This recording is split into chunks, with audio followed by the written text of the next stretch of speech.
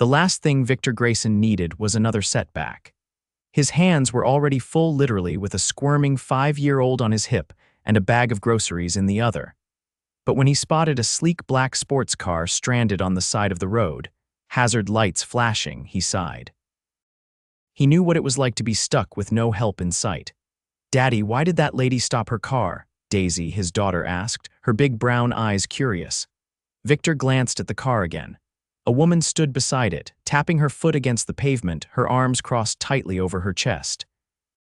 She wasn't dressed for car trouble. Her sharp white blazer and fitted pencil skirt screamed money, not manual labor. "Looks like she's got a flat," Victor murmured. He could have kept walking. He should have. He was late for dinner and his babysitter would be charging him extra soon. But something about the way she looked frustrated, helpless made him stop. He set Daisy down. "Stay by my side, sweetheart." As he approached, the woman turned, her striking blue eyes locking onto his. For a moment, Victor forgot how exhausted he was. She was stunning. But she also looked like she had never changed a tire in her life. "Need help?" he asked. The woman hesitated, looking him up and down. Her gaze flickered to Daisy, then back to him. She let out a breath. "Yes." "That would be great." Victor crouched beside the car, pulling his flannel sleeves up. "You got a spare? In the trunk, I think?" He popped it open and found the spare tire buried under shopping bags from high-end boutiques. He whistled under his breath. Whoever she was, she had money more than he'd ever seen in his life. As he worked, Daisy plopped down on the curb, swinging her legs. "Daddy's really good at fixing things," she told the woman proudly. The woman smiled softly. "That's a great skill to have," Victor grunted as he tightened the last lug nut. "All done." He wiped his hands on his jeans and stood, only now realizing how close they were. The woman smiled this time fully. "Thank you." "I don't know what I would have done without you." "Call a tow truck," he teased. She laughed, the sound light and warm. "Probably." She reached into her purse, pulling out a sleek leather wallet. "Let me pay you for your time." Victor stiffened. "No need." Her brows lifted. "But I helped because you needed it, not because I wanted anything in return." She looked taken aback, as if the idea of someone doing something without expecting payment was foreign to her. Before she could argue, Daisy tugged on Victor's sleeve. "Daddy, can we have spaghetti tonight?" Victor glanced down at her, his expression softening. "Sure, sweetheart." The woman watched them, something unreadable in her expression. Then she cleared her throat. "At least let me buy you both dinner as a thank you." Victor hesitated. He wasn't the kind of guy who let a stranger pay for his meals. But when he looked at Daisy, who was already grinning at the idea, he exhaled. "All right," he said, "but no fancy places." The woman chuckled. "I think I can handle that."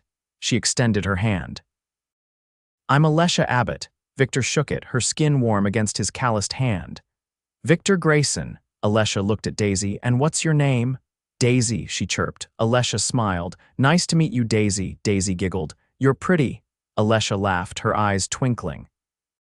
"And you are very sweet." Victor shook his head. All right, let's find a place to eat before she talks your ear off." Alessia grinned, and for the first time that day, Victor felt something shift in his chest. He ignored it. He had no business getting caught up with a woman like her. But as they walked toward a small diner down the street, he had a feeling this night was about to change everything. The diner was the kind of place where the scent of sizzling burgers and fresh coffee clung to the air.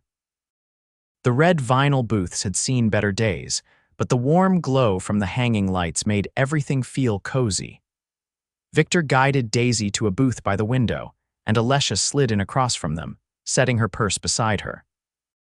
A waitress with a notepad tucked behind her ear approached, chewing gum as she glanced between them. "What can I get you folks?" Daisy bounced slightly in her seat. "Spaghetti," Victor chuckled. "They don't have spaghetti here, sweetheart." "How about a burger?" Daisy considered this, then nodded. "Okay, with fries," Alessia smiled. "That sounds good, I'll have the same." Victor ordered a black coffee and a sandwich, and the waitress scribbled it all down before disappearing behind the counter. Alessia leaned her elbows on the table, studying Victor with open curiosity. "So, tell me, do you fix a lot of stranded cars in your free time?" Victor shrugged. "I help when I can." "Not everyone has the luxury of roadside service." Her lips parted slightly, as if she hadn't considered that before. "You're a good man." He didn't respond to that. Compliments never sat right with him. Instead, he turned the conversation. "What about you? What do you do when you're not getting stranded on the side of the road?" Alessia hesitated, her fingers tapping lightly against the table's surface. "I run a company." Victor's brows lifted. "That's so?" She nodded. "It was my father's before he passed. I took over when I was 22. That caught him off guard. "That's young for running a business." A small smile tugged at her lips. "It was, but I didn't have a choice. Either I proved myself, or someone else would have stepped in and taken everything he built." Victor studied her, the way her posture held a quiet confidence, the way her eyes carried something deeper, something most people probably never noticed. "Sounds like you fought hard for it," Alessia exhaled, something flickering in her gaze. "I did." Daisy, who had been playing with a spoon, suddenly looked up. "Do you have kids?" Alessia blinked at the abrupt question.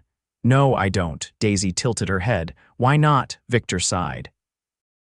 Daisy, but Alessia only laughed. "I suppose I never made time for it." Daisy frowned as if that was the most confusing thing she had ever heard. "But don't you get lonely?" Alessia's smile faltered just for a second. "Sometimes," she admitted.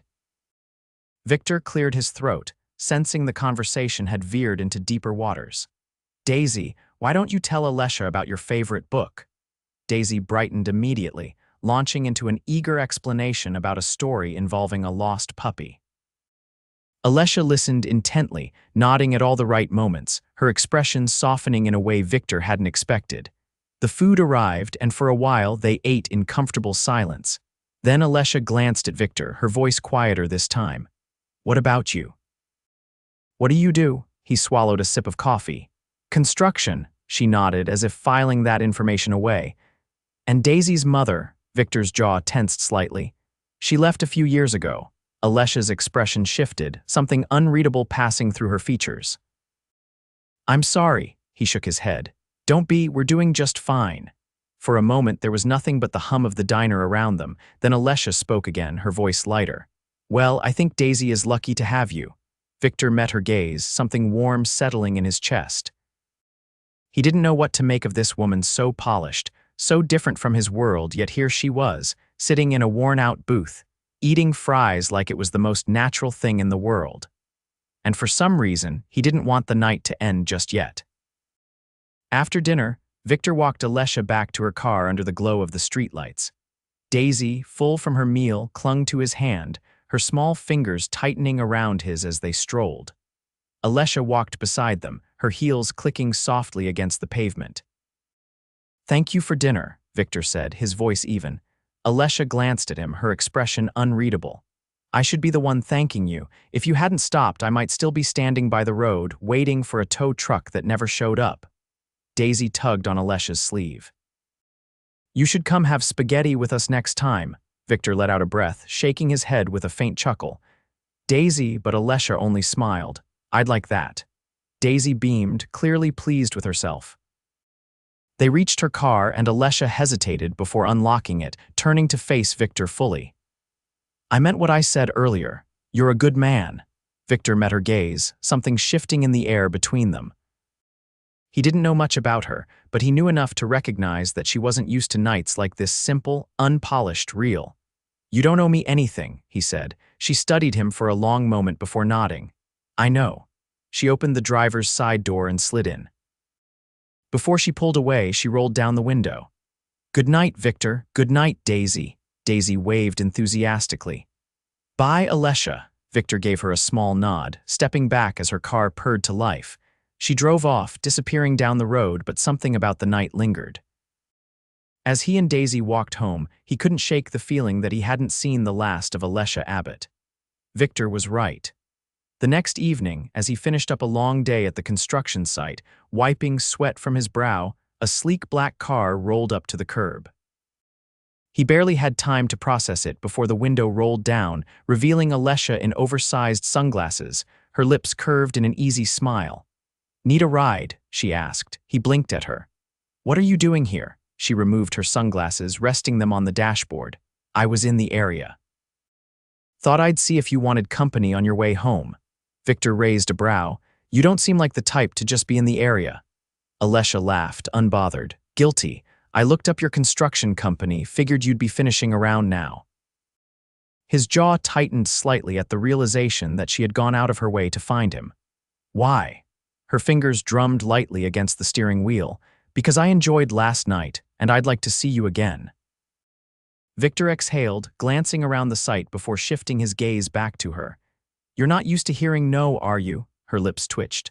Not often. He shook his head, walking toward the passenger's side and opening the door. Let me grab Daisy first.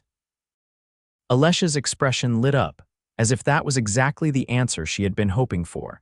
Daisy was already chattering excitedly in the backseat by the time they pulled away from the site.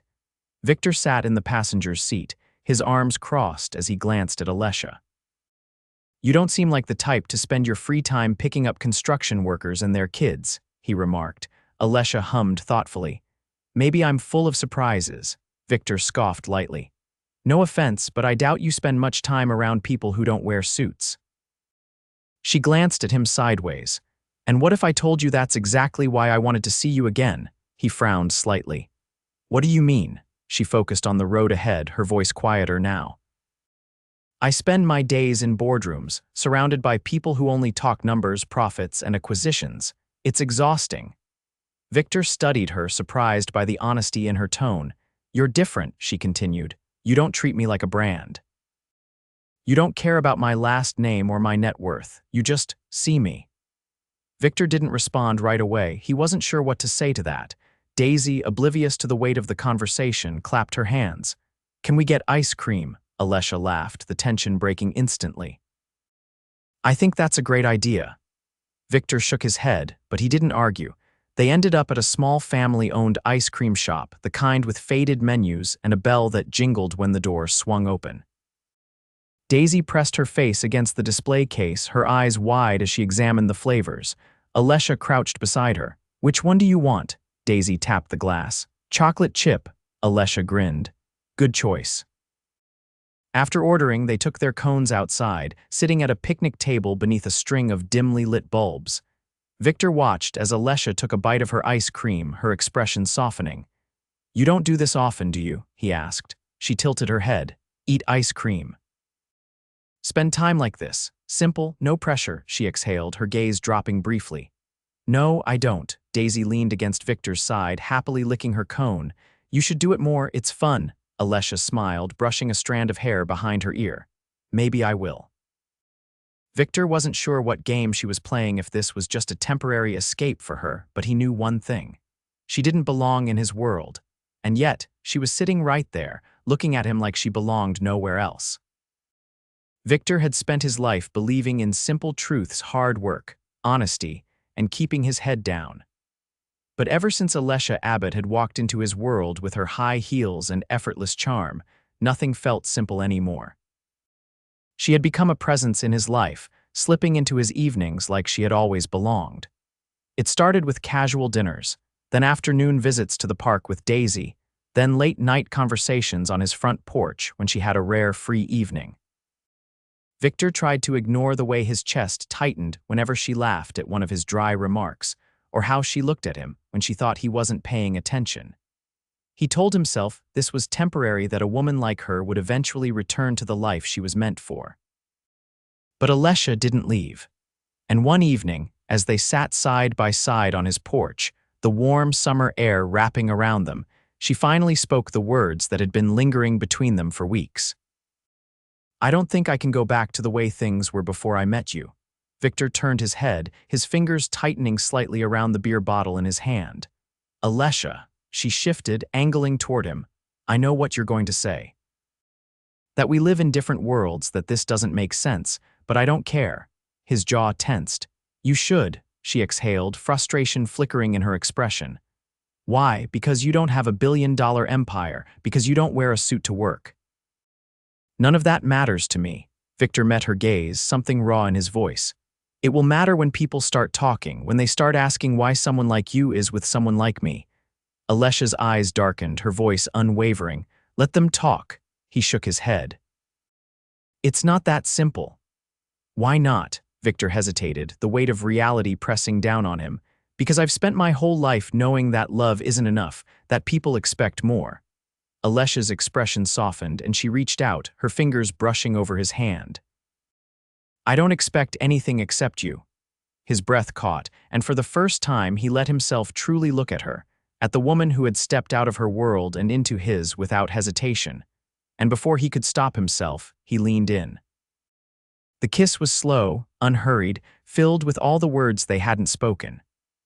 Alessia's hand slid to his jaw, her touch grounding him, while Victor let himself get lost in the feel of her, in the way she fit against him like she had always been meant to. When they finally pulled apart, Alessia rested her forehead against his. Tell me you don't want this, and I'll walk away. Victor's fingers curled around the fabric of her dress, his voice rough. I'd be lying. A slow smile spread across her lips. Then stop fighting it. And for the first time in a long, long time, Victor did. The weeks that followed were a blur of stolen moments, whispered confessions, and the kind of love Victor had never let himself believe he could have. Alessia didn't just fit into his world, she became a part of it. She cooked with Daisy in his small kitchen, danced barefoot in his living room, and sat beside him on quiet nights, her head resting on his shoulder. But reality had a way of creeping in. One evening, as Victor walked into his home after a long day at work, he found Alessia sitting at his kitchen table, her phone in her hand, her expression tight. She looked up as he entered, something unreadable in her eyes. What's wrong? He asked, setting his tool bag down. She hesitated, then sighed. My board of directors found out about us. Victor's stomach tightened, and they're not happy, he exhaled, rubbing the back of his neck.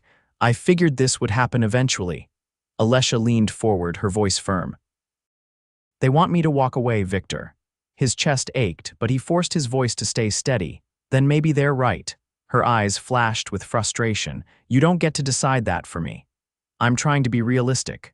Alessia stood, closing the distance between them. I don't care about the company, I don't care about their opinions. I love you. The words hit him like a punch to the gut, stealing the air from his lungs. She loved him. Victor swallowed hard, his voice rough. Alessia. She grabbed his hands, her grip tight. I'm not walking away. Not from you, not from us. Emotion swelled in his chest, and for the first time he let himself believe that maybe, just maybe, love really was enough. He cupped her face, his thumb brushing over her cheek. Then I won't either. Alessia smiled a brilliant, breathtaking smile and pulled him into a kiss that sealed everything between them. Whatever came next, they would face it together. Victor had always believed that love was something you fought for, but he had never imagined it would mean standing against an entire corporate empire. Alessia had made it clear that she wasn't stepping away from him, no matter what the board of directors thought, but that didn't mean the battle was over. The first attack came subtly, a whisper in the financial papers about an unconventional relationship involving Abbott Industries' CEO. Then came the questions from reporters as she left the office. But the worst was the private meeting where they told her, in no uncertain terms, that her relationship with Victor was a liability. Alessia stormed into his home that evening, her eyes flashing with frustration. She tossed her purse onto the couch, pacing the length of his small living room while Victor stood in the doorway, watching her. They think I'm making a mistake, she said, her voice sharp. They think I should be with someone who fits the image they want. Victor folded his arms, his expression calm despite the storm brewing inside him. And what do you think? She stopped pacing and looked at him. I think they're clinging to an outdated idea of who I'm supposed to be. She stepped closer, her voice softer now. But I know who I want to be, and that's with you. Victor exhaled, reaching for her hand. Then that's all that matters. Her fingers tightened around his, but he could see the weight of it all pressing down on her. She was stronger than most people ever gave her credit for, but even steel bent under enough pressure. He wasn't going to let her fight alone. I have an idea, he said. She raised an eyebrow. That sounds dangerous, he grinned. Trust me, Alessia's lips curved. Always. The next morning, Victor walked into Abbott Industries for the first time. The marble floors gleamed under the artificial lights, and the massive windows stretched from floor to ceiling, showcasing the city skyline. He had never set foot in a place like this, and judging by the way the receptionist hesitated when he stepped up to the desk, she wasn't used to someone like him walking in either. Before he could introduce himself, Alessia appeared, her presence commanding as she strode toward him. She took his arm without hesitation, ignoring the curious glances from her employees. "They're waiting for us," she murmured. Victor nodded. "Then let's give them something to talk about." The boardroom was silent when they entered. 12 men and women sat around a long glass table, their eyes sharp with barely concealed disapproval. One of the older men at the head of the table cleared his throat. "Miss Abbott," he said, "this is highly irregular." Alessia lifted her chin. "So is questioning my personal life as if it's a corporate decision." Victor stood beside her, silent but unwavering. He wasn't here to fight her battles for her, she didn't need that, but he was here to stand beside her, because that's what partners did. A woman on the left, dressed in an immaculate navy suit, folded her hands together. "We're concerned about perception. Investors expect stability," and Alessia cut in smoothly. "And you think my relationship with Victor makes me unstable?" The woman hesitated. "We think it creates unnecessary complications." Victor finally spoke, his voice steady. "Complications like what?" The older man sighed. "With all respect, Mr. Grayson, you're not exactly a billionaire," Victor finished for him. Silence. Alessia's fingers curled slightly against his arm. "Victor is a hard-working, honest man. He didn't chase me for my money. He didn't even know who I was when we met. And unlike most of the men you'd rather see me with, he actually cares about me." The older man's mouth pressed into a thin line. "That may be, but our concerns remain." Victor met his gaze head-on. "Then maybe your concerns should change." The room tensed. Alessia took a slow breath before continuing. "I built this company. I saved it when my father passed. I've made decisions that have doubled our revenue in 5 years. And yet today, we're sitting here discussing my personal life instead of actual business." No one spoke. "I'm not going to apologize for who I love," she said. "And if any of you think my relationship is more important than the success of this company, then maybe you're the ones who don't belong here." The silence stretched. One by one, the board members glanced at each other, some uncomfortable, some thoughtful. Then the woman in the navy suit cleared her throat. "Your leadership is not in question, but we needed to understand where your priorities lie." Alessia's gaze didn't waver. "Now you do." The older man leaned back, exhaling through his nose. "Then I suppose there's nothing more to discuss." Victor could feel the shift in the air.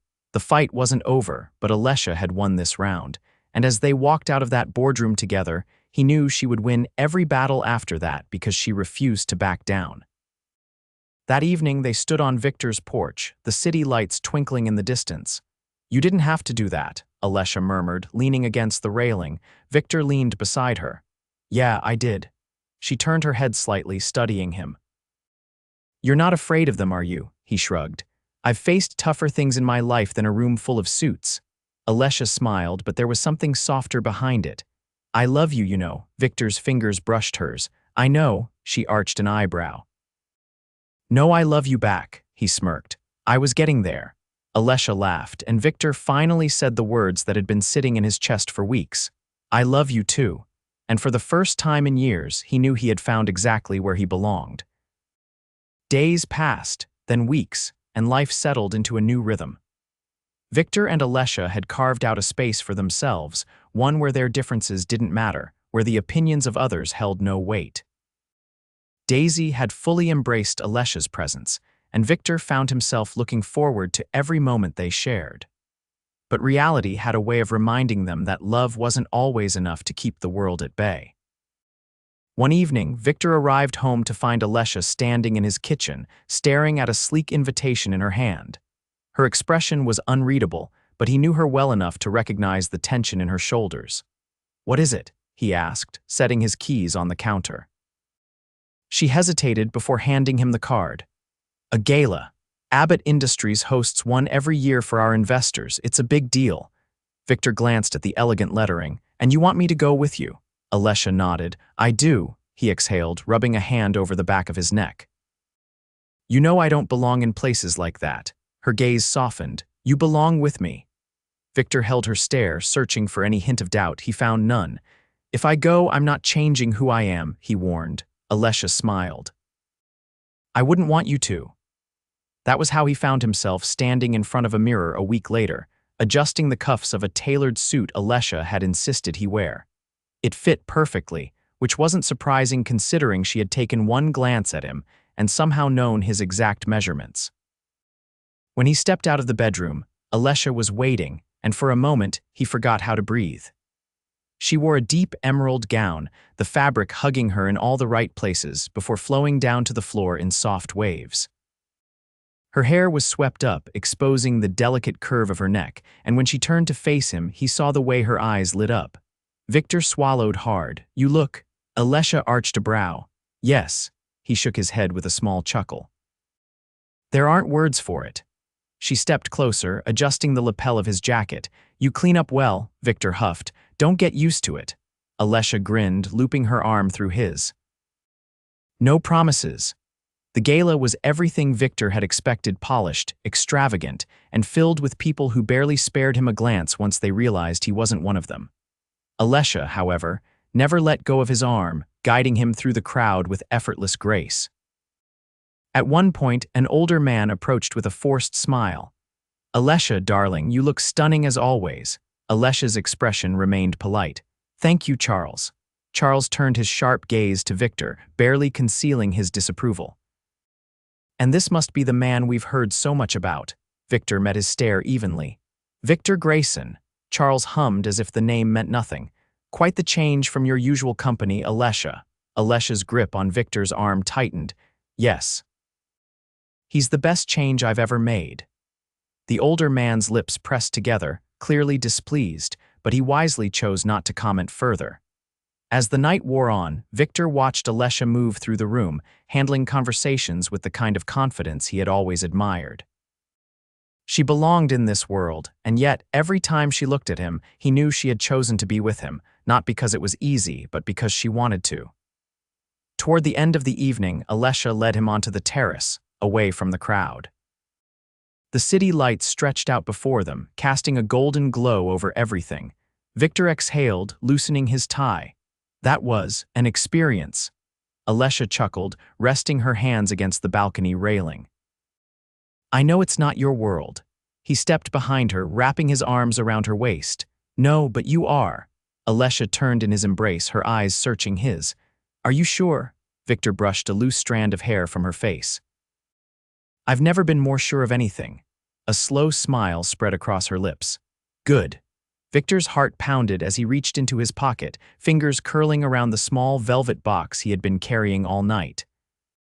He took a steady breath before pulling it out, flipping it open to reveal a simple yet elegant diamond ring. Alessia's eyes widened, her breath catching. Victor held her gaze, his voice steady despite the rush of emotion.